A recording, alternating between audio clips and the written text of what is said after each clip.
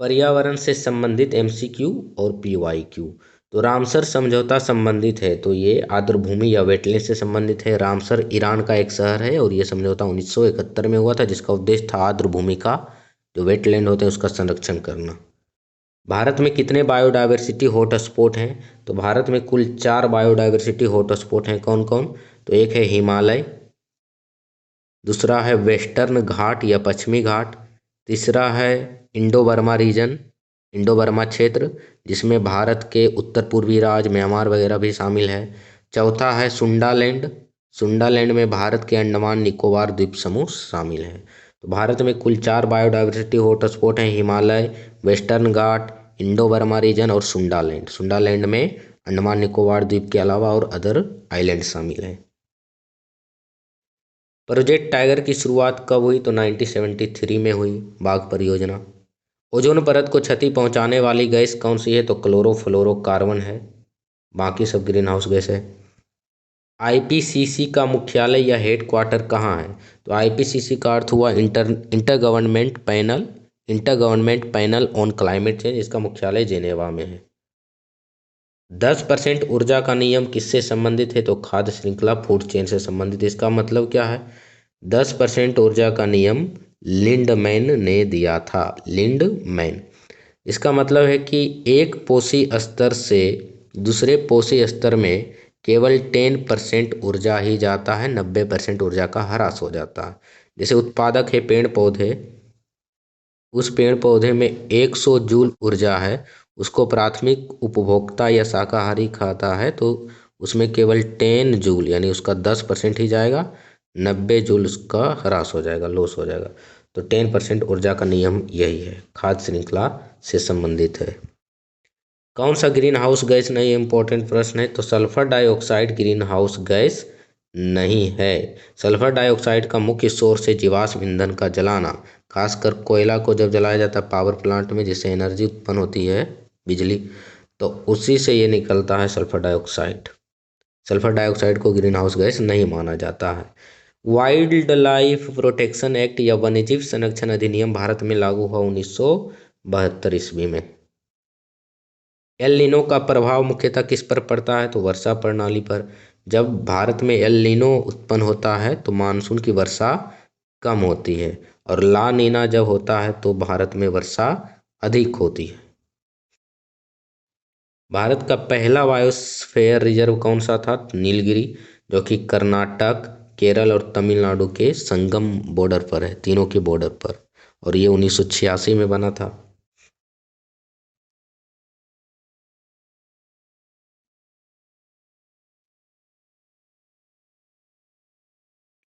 10% ऊर्जा का नियम लिंडमैन ने दिया था। फूड चेन या खाद्य श्रृंखला हमेशा सीधी होती है। एनर्जी पिरामिड हमेशा सीधी होती है। सेकेंडरी सक्सेशन जब आता है तो वनाग्नि के बाद आता है। PM 2.5 पार्टिकुलेट मैटर 2.5 सबसे खतरनाक है। एसिड रेन या अम्लीय वर्षा के लिए सल्फर ऑक्साइड और नाइट्रोजन डाइऑक्साइड उत्तरदायी है। ग्रीन हाउस गैस नहीं है, sulphur dioxide green house gas नहीं है। बीओडी क्या है? बीओडी मतलब biological oxygen demand.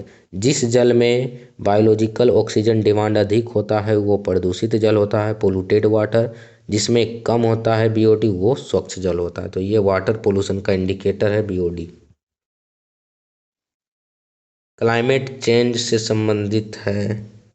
Project tiger 1973, project elephant 1992, पहला बायोस्फीयर रिजर्व नीलगिरी, सबसे बड़ा नेशनल पार्क हेमिस जो कि लद्दाख में है। वाइल्ड लाइफ प्रोटेक्शन एक्ट यानी कि वन्यजीव संरक्षण अधिनियम 1972। फॉरेस्ट कंजर्वेशन एक्ट, वन संरक्षण अधिनियम कब आया? 1980। पर्यावरण संरक्षण अधिनियम कब आया? 1986। ये बहुत बार पूछा गया। पर्यावरण संरक्षण अधिनियम, इन्वायरमेंट प्रोटेक्शन एक्ट। एनजीटी का गठन, नेशनल ग्रीन ट्रिब्यूनल का गठन कब हुआ? 2010 ईस्वी में। ओजोन दिवस 16 सितंबर को मनाया जाता है। पृथ्वी दिवस 22 अप्रैल को। वर्ल्ड इन्वायरमेंट डे यानी विश्व पर्यावरण दिवस 5 जून को। चिपको मूवमेंट सुंदरलाल बहुगुणा संबंधित है। साइलेंट वैली केरला, केरला से संबंधित है साइलेंट वैली।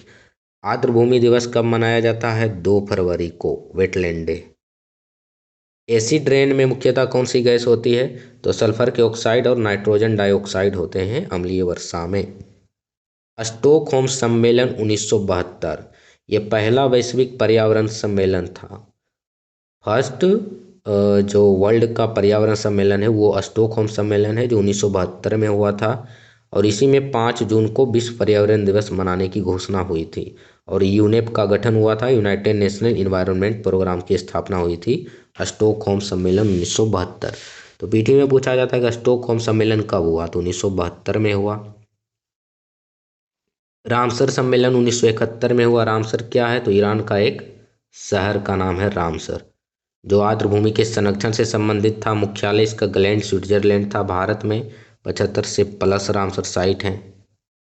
साइट्स की बात करें तो साइट्स यानी कि साइट्स का पूरा रूप होता है convention on international trade in endangered species, यानी जितने भी इंडेंजर्ड मतलब विलुप्त होने का जोखिम है जिस पौधे या जानवर का, उसका कैसे ट्रेड करना है, इंटरनेशनल ट्रेड, उससे संबंधित एक कन्वेंशन समझौता है। वन्यजीव और वनस्पति के व्यापार पर नियंत्रण, इसका उद्देश्य लुप्त प्राय प्रजातियों का संरक्षण करना। और इसी के द्वारा 3 परिशिष्ट 3 अपेंडिक्स आया, अपेंडिक्स 1, 2 और 3। तो साइट्स का समझौता 1973 ईस्वी में हुआ। बासेल सम्मेलन, बासेल स्विट्जरलैंड में है। तो ये खतरनाक कचरे, हजार्डस जो वेस्ट होता है उसके सीमा पार परिवहन पर नियंत्रण करता है कि एक देश से दूसरा देश में जो खतरनाक कचरे हैं वो ना जाए, तो उसके परिवहन पर रोक लगाता है। ये 1989 में हुआ था। मॉन्ट्रियल प्रोटोकॉल बार बार पूछा जाता है, तो ये 1987 में 1987 ईस्वी में हुआ था। ओजोन परत को नुकसान पहुंचाने वाली गैसों पर प्रतिबंध। ओजोन परत को CFC HFC वगैरह नुकसान पहुंचाती है, तो उसी से संबंधित है। और सबसे सफल पर्यावरण समझौता माना जाता है इसे किगाली संशोधन 2016 में हुआ, जिसमें HFC पर भी नियंत्रण की बात करी गई। किगाली संशोधन 2016 में CFC के अलावा हाइड्रोजन फ्लोरोकार्बन पर भी नियंत्रण की बात करी गई। तो मॉन्ट्रियल प्रोटोकॉल ओजोन परत को नुकसान पहुंचाने वाली गैसों पर रोक से संबंधित है, यानी ओजोन परत के संरक्षण से संबंधित है। 1987 ईस्वी में हुआ। रियो पृथ्वी सम्मेलन 1992 में हुआ। रियो पृथ्वी सम्मेलन एजेंडा 21 यानी कि 21वीं सदी का वर्ल्ड या पृथ्वी कैसी होगी उसके लिए प्लान करना था। 3 प्रमुख संधियां निकली इसमें, UNFCC, UNFCCC मतलब United nation framework convention on climate change, climate change को कैसे रोकना है, ग्लोबल वार्मिंग पर कैसे नियंत्रण करना है। CBD कन्वेंशन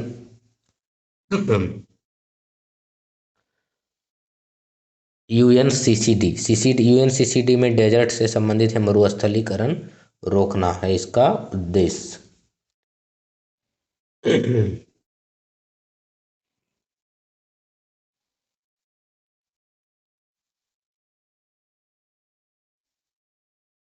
तो ये है मरुस्थलीकरण से संबंधित। और CBD जो है कन्वेंशन ऑन बायोलॉजिकल डाइवर्सिटी, जो कि सब 5 जून 1992 को हुआ था। और इसी दिन से फिर पृथ्वी सम्मेलन मनाया जाने लगा 1992 के बाद, क्योंकि रियो पृथ्वी सम्मेलन 5 जून को हुआ था। UNFCCC United nation framework on climate change, convention on climate change, ये 1992 में हुआ था। जलवायु परिवर्तन से निपटना, कोप सम्मेलन इसी के अंतर्गत शामिल हुआ।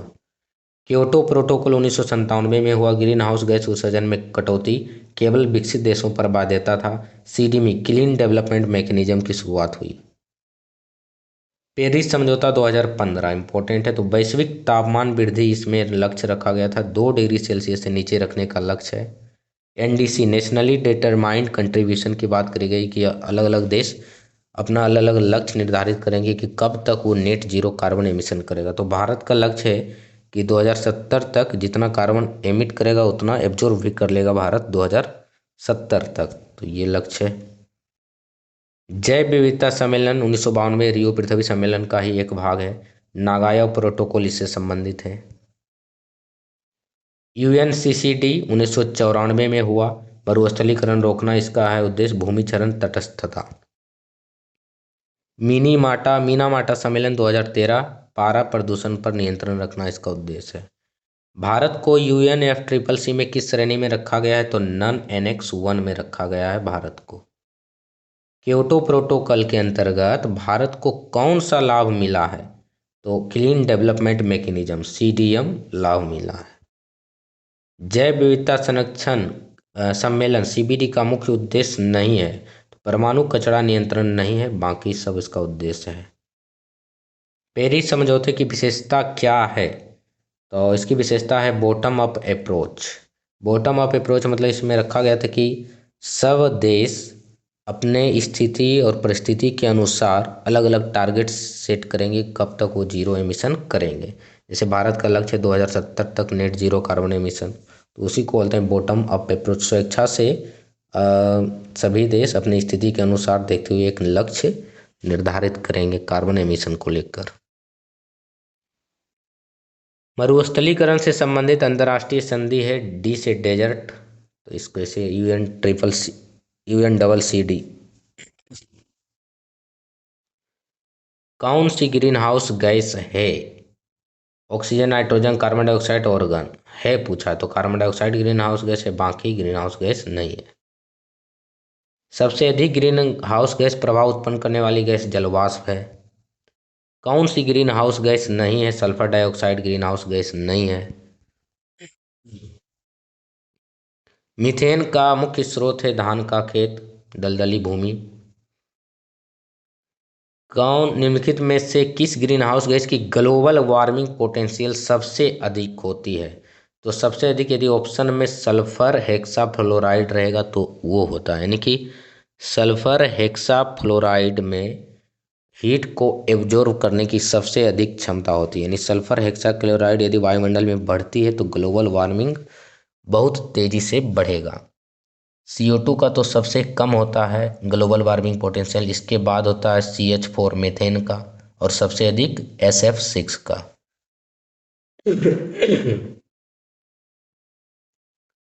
क्योटो प्रोटोकॉल के अंतर्गत नियंत्रित गैसों में शामिल नहीं है, तो green house gas sulphur dioxide नहीं है, तो यही शामिल नहीं है। कौन सी गैस ओजोन परत को भी नुकसान पहुंचाती है और ग्रीन हाउस गैस भी है? तो क्लोरोफ्लोरोकार्बन ग्रीन हाउस गैस भी है और ओजोन डिप्लेशन में भी सहायक है। जलवायु परिवर्तन के लिए सर्वाधिक उत्तरदायी मानव जनित गैस, मानव जनित गैस में तो कार्बन डाइऑक्साइड हो जाएगा। कौन सा कथन सही है? जलवाष्प सबसे प्रचुर ग्रीन हाउस गैस है, सही है। CO2 की GWA जो ग्लोबल वार्मिंग पोटेंशियल है वो सबसे अधिक होती है, गलत है। ग्लोबल वार्मिंग पोटेंशियल सबसे अधिक सल्फर हेक्साफ्लोराइड की होती है, ना कि CO2, तो केवल एक सही है। IPCC के अनुसार ग्रीन हाउस गैसों के उत्सर्जन का सबसे बड़ा स्रोत क्या है? तो ऊर्जा उत्पादन है। ऊर्जा क्षेत्र सबसे अधिक ग्रीन हाउस गैस एमिट करता है, उसके बाद है कृषि क्षेत्र। ओजोन परत मुख्यतः वायुमंडल की किस परत में पाई जाती है? तो समताप मंडल, स्ट्रेटोस्फेयर या समताप मंडल में ये पाई जाती है। और जब ओजोन गैस क्षोभ मंडल में आ जाती है, यानी वायुमंडल की निचली परत में, तो वो हानिकारक मानी जाती है। ओजोन अणु में ऑक्सीजन के कितने परमाणु होते हैं? तो 3, क्योंकि ओजोन का फॉर्मूला O3 होता है। ओजोन परत का मुख्य काम क्या है? तो अल्ट्रावायलेट किरणों को अवशोषित करना उसका मुख्य काम है, और सूर्य से आने वाली अल्ट्रावायलेट किरणों को पृथ्वी पर आने नहीं देती, कवच के रूप में काम करता है, जिससे यदि ये पृथ्वी पर आ जाएगा तो त्वचा कैंसर, स्किन कैंसर जैसी बीमारियां की संभावना बढ़ जाएगी। ओजोन छिद्र सर्वाधिक किस क्षेत्र में पाया जाता है? तो अंटार्कटिका में ओजोन छिद्र सबसे बड़ा है। मॉन्ट्रियल प्रोटोकॉल किससे संबंधित है? तो ओजोन परत के संरक्षण से। कौन सा कथन सही है? समताप मंडल में ओजोन लाभदायक है, सही है। क्षोभ मंडल में ओजोन हानिकारक है, ये भी सही है, तो दोनों कथन सही है। ओजोन का निर्माण मुख्यतः किस प्रक्रिया से होता है? तो UV किरणों की क्रिया से होता है। खाद्य श्रृंखला की शुरुआत किससे होती है? तो उत्पादक पेड़ पौधे से होती है। कौन सा प्राथमिक उपभोक्ता है? प्राथमिक उपभोक्ता को शाकाहारी कहते हैं, तो शाकाहारी कौन है? तो बकरी है। खाद्य श्रृंखला का सही क्रम, तो घास को हिरन खाएगा और हिरन को शेर, तो ये सही क्रम है। खाद्य श्रृंखला में ऊर्जा का प्रवाह कैसा होता है, तो एक दिशीय होता है, यूनिडायरेक्शनल। खाद्य श्रृंखला में सबसे अधिक ऊर्जा किस स्तर पर होती है, तो उत्पादक यानी पेड़ पौधे में सबसे अधिक ऊर्जा उत्पन्न होती है 10% ऊर्जा ह्रास के नियम के अनुसार, क्योंकि जैसे जैसे ये पोषी स्तर आगे बढ़ेगा ऊर्जा वैसे वैसे घटेगा। कौन निम्नलिखित में से कौन अपघटक है, अपघटक बैक्टीरिया है, डिकम्पोजर। खाद्य श्रृंखला की लंबाई सीमित क्यों होती है, ऊर्जा ह्रास के कारण, क्योंकि 10% प्रत्येक पोषी स्तर पर घटता है तो अंतिम आते आते ये 0% हो जाएगा, इसलिए ऊर्जा ह्रास के कारण सीमित होती है खाद्य श्रृंखला की लंबाई। खाद्य श्रृंखला में ऊर्जा का 10% अगले स्तर पर जाता है, सही है। प्रत्येक स्तर पर ऊर्जा घटती है, ये भी सही है, तो दोनों कथन सही है। कौन जलीय खाद्य श्रृंखला का उदाहरण है, तो जल से संबंधित ये सब है, तो ये जलीय खाद्य श्रृंखला का पार्ट है। खाद्य जाल क्या है, तो अनेक खाद्य श्रृंखलाओं का जाल को खाद्य जाल फूड वेब कहते हैं। पारिस्थितिक पिरामिड किसने प्रस्तावित किया, तो एल्टन ने पारिस्थितिक पिरामिड को प्रस्तावित किया, एल्टन। कौन सा पारिस्थितिकी पिरामिड हमेशा सीधा अपराइट होता है, तो अपराइट कौन होता है, तो ये ऊर्जा का पिरामिड हमेशा अपराइट होता है। ऊर्जा पिरामिड सदैव सीधा क्यों होता है, क्योंकि ऊर्जा का ह्रास प्रत्येक ट्रॉफिक स्तर पर होता है। जलीय पारिस्थितिकी तंत्र में कौन सा पिरामिड उल्टा होता है, तो जलीय पारिस्थितिकी तंत्र में जैव भार पिरामिड, जैव भार पिरामिड उल्टा होता है, क्योंकि पेड़ पौधे या जो उत्पादक होते हैं जल समुद्र वगैरह में वहाँ पर कम होते हैं, उनका भार कम होता है, और जो कीट पतंग मछली वगैरह उसका भार अधिक होता है, इसलिए ये उल्टा होता है। वन पारिस्थितिकी तंत्र में संख्या का पिरामिड कैसा होता है, तो धुरी नुमा होता है। वन पारिस्थितिक तंत्र में जो पेड़ पौधे होते हैं उस पर बहुत सारा जीव जंतु संबंधित है, कीड़े संबंधित है, हिरन हाथी वगैरह भी संबंधित, इसलिए ये स्पिंडल या धुरीनुमा होता है, ना कि सीधा या उल्टा। कौन सा कथन सही है, ऊर्जा पिरामिड कभी उल्टा नहीं होता है। ऊर्जा पिरामिड हमेशा एक दिशीय सीधा होता है, क्योंकि हमेशा ऊर्जा का ह्रास होता है। संख्या पिरामिड कभी उल्टा नहीं हो सकता, गलत है, उल्टा हो सकता है संख्या पिरामिड, तो केवल एक सही है। पारिस्थितिकी पिरामिड में सबसे निचला स्तर कौन सा होता है, तो उत्पादक। संख्या पिरामिड उल्टा कब होता है, परजीवी खाद्य श्रृंखला में संख्या पिरामिड उल्टा होता है। परजीवी खाद्य श्रृंखला में एक पेड़ होते हैं, इनकी संख्या कम होती है और ऊपर बढ़ती है, कीट पतंग वगैरह बढ़ती है परजीवी, तो इसलिए इसका उल्टा हो जाता है। जैव भार पिरामिड का मात्रक क्या है, शुष्क भार या ताजा भार। एल्टन ने पिरामिड से संबंधित है, एनर्जी हमेशा सीधा होता है, अपराइट। एक्वेटिक में बायोमास जो जैव भार है पिरामिड वो उलट जाता है। फॉरेस्ट जो वन का पारिस्थितिक तंत्र है उसमें संख्या पिरामिड धुरीनुमा स्पिंडल होती है। पैरासाइट परजीवी पारिस्थितिकी में नंबर सिस्टम जो होता है संख्या पिरामिड वो उलट जाता है, इन्वर्टेड मतलब उल्टा हो जाता है। लोटक पारिस्थितिकी तंत्र का उदाहरण है, तो तालाब नदी वगैरह लोटक पारिस्थितिकी तंत्र का, नदी होगा तालाब नहीं, नदी लोटक पारिस्थितिकी तंत्र का उदाहरण होगा। पोषक स्तर बनते हैं, खाद्य श्रृंखला में जीवों के संबंध होने से पोषण स्तर बनते हैं। विश्व वेटलैंड डे यानी आर्द्रभूमि दिवस कब मनाया जाता है, 2 फरवरी को। पारिस्थितिकी संक्रमण अवधारणा किसने प्रस्तुत किया, तो बेनेट ने। निम्नलिखित में से कौन एक विश्व का विशालतम पारिस्थितिकी तंत्र है, समुंदर। पारिस्थितिकी की घटती उत्पादकता यानी सबसे कम पेड़ पौधे कहाँ होते, तो महासागर में सबसे कम होता है और मैंग्रोव में सबसे अधिक होती है, तो यहाँ पर क्या है, घटती उत्पादकता के क्रम में सबसे अधिक वाला पहले लिखना है, घटेगा सबसे कम यानी महासागर सबसे लास्ट में होना चाहिए, तो ये आंसर सही होगा, सी। जैविक और अजैविक संघटकों के मध्य बिचौलिए का काम कौन करता है, तो उत्पादक। जीव भार का पिरामिड किस पारिस्थितिकी तंत्र में उलट जाता है, तो जो जलीय पिरामिड है उसमें तालाब हो जाएगा। खाद्य श्रृंखला में मानव क्या है? तो मानव प्राथमिक उपभोक्ता और द्वितीयक दोनों है, क्योंकि जब मानव साग सब्जी खाता है तो वो प्राथमिक है, शाकाहारी है। जब वो मांसाहारी बन जाता है तो द्वितीयक उपभोक्ता होता है। औसत शुद्ध प्राथमिक उत्पादकता सबसे कम शीतोष्ण घास मैदान में होती है। जिस रूप में पौधे नाइट्रोजन प्राप्त करते हैं वह नाइट्रेट है। कार्बन चक्र में कार्बन डाइऑक्साइड की मात्रा को नहीं बढ़ाता, प्रकाश संश्लेषण कार्बन डाइऑक्साइड घटाता है, न कि बढ़ाता है। पारिस्थितिकी तंत्र में तत्वों के चक्रण को क्या कहते हैं? तो जैव भू रासायनिक चक्र। सौर विकिरण की सबसे महत्वपूर्ण भूमिका है जल चक्र में। कौन सा जानवर बिना पानी पिए सबसे लंबी अवधि तक रह सकता है? कंगारू चूहा।